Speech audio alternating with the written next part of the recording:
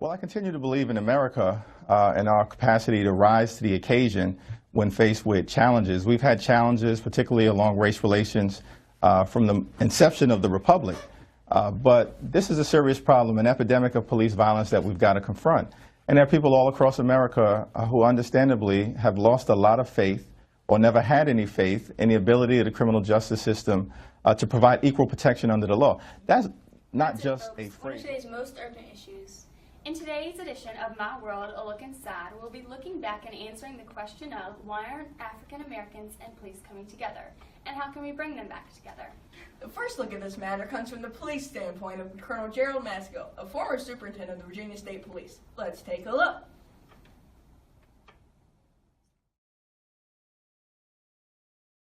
Someone comes up and spits in your face.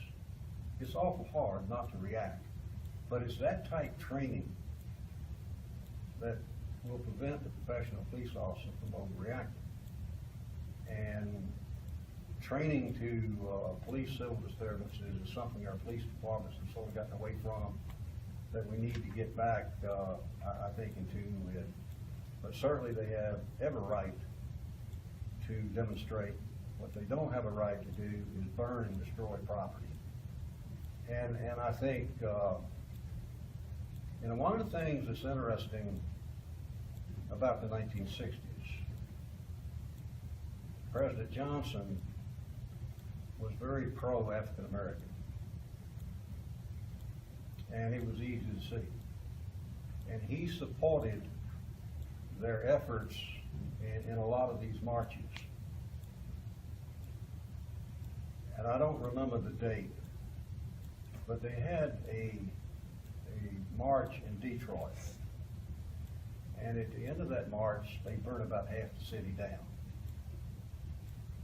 And President Johnson got up the next morning and gave a speech and pretty much said, that's it. You can demonstrate, you can let us know how you feel. Upon interviewing Colonel Massengill, we took it upon ourselves to dig a little deeper into this side of the story. We found out that police feel threatened when they are disobeyed or treated disrespectfully, and that's when they're more likely to handle a situation differently. They also have to manage their reflex to retaliate when these situations happen. For example, when things are thrown at them or nasty comments are made, they aren't allowed to react. Now that we've gotten this side of the story, let's go back to Shane. Now let's take a look at the African American side of the story and take a look back at our interview with Mrs. Rachel Watch, who works in the human resources field at BBT Insurance Agency. Number one, what is your stance on the current issues between African Americans and police officers? Well, my stance on the current issues between African Americans and police officers is this. All of us were created equal in the eyes of God.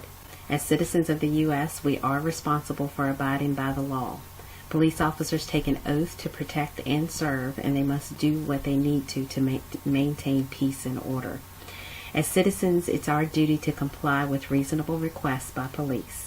We are innocent until proven guilty by law, and if you haven't done anything wrong, why not respond that way? Based upon Ms. Watt's interview, we learned that as an African American, she does not feel threatened by police and thinks police are just doing their job. She's become close to all of her clients, co-workers, and managers, regardless of race, and has never been treated unfairly when working with them. While she doesn't know how we can bring the police and the African American community back together, she believes they should not be afraid of each other, but instead see each other as the police who protect you and the citizen who is safe under the law.